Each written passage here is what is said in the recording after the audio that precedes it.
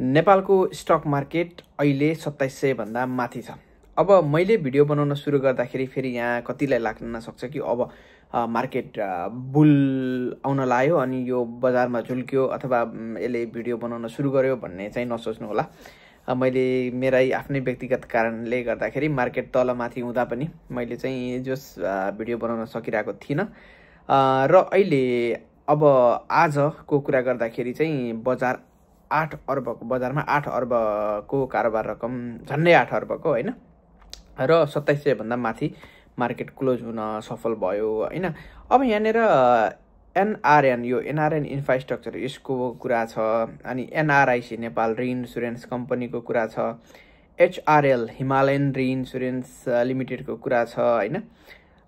अनि अर्को एमईएन mountain energy है यसको कुरा छ अनि अर्को द वन एन्ड ओन्ली सीबीबीएल है छिमेक माइक्रो फाइनान्स अब यसको कुराहरू पनि छ र साथसाथमा तपाईको जेबीएलबी को स्टक प्राइस हैन अब 1300 आसपासमा यो जेबीएलबी जीवन विकास लघु वित्त कुनै बेलाको हिरो हैन कुनै बेला वान अफ माई फेभरेट पनि थियो जेबीएलबी र एनआरआईसी पनि कुनै बेलामा मेरो फेभरेटमै थियो।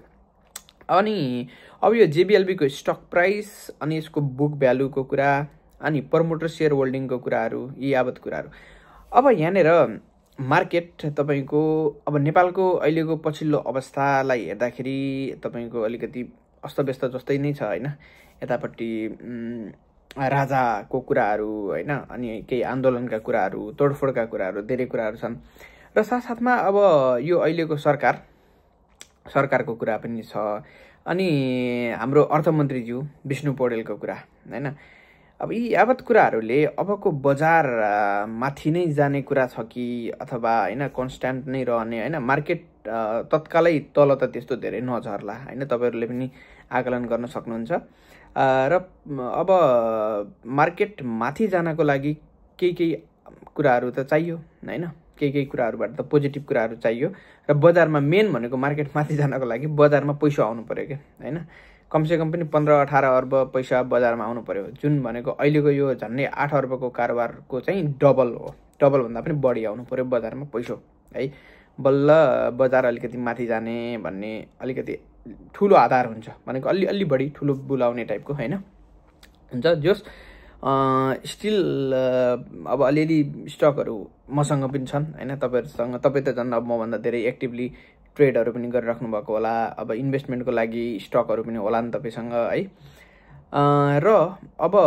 मैले चाहिँ रेगुलर रूपमा चाहिँ अब भिडियोहरू चाहिँ हप्तामा कमसेकम 2-3 वटा भिडियो चाहिँ बनाउने भन्ने उसमा छु।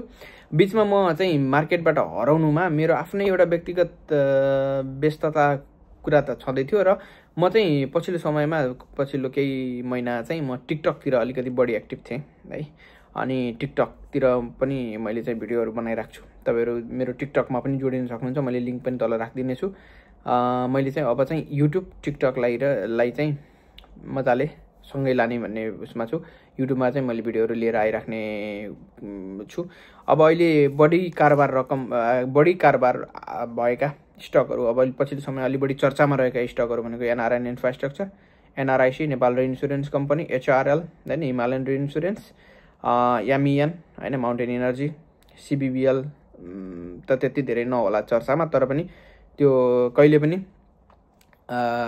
जस माइक्रो फाइनान्स भित्रको one of the best micro finance नै हो सीबीबीएल हैन। अब तपाईहरुलाई यहाँनेर कुनै यो उ चाहिँ होइन यो किन्नुस् त्यो किन्नुस् भन्ने चाहिँ छैन हैन। अब केही समयमा ती विषयमा पनि भिडियोहरू आउलान्। Anyway thank you. जस मार्केटमा केही पोजिटिभ कुराहरू आउने नै जस्तो छ हेर्दाखेरि अहिलेको पछिल्लो समय जस यो भिडियोको कन्क्लुजन चाहिँ मार्केट चाहिँ जस 2700 भन्दा माथि नै जान्छ होला है।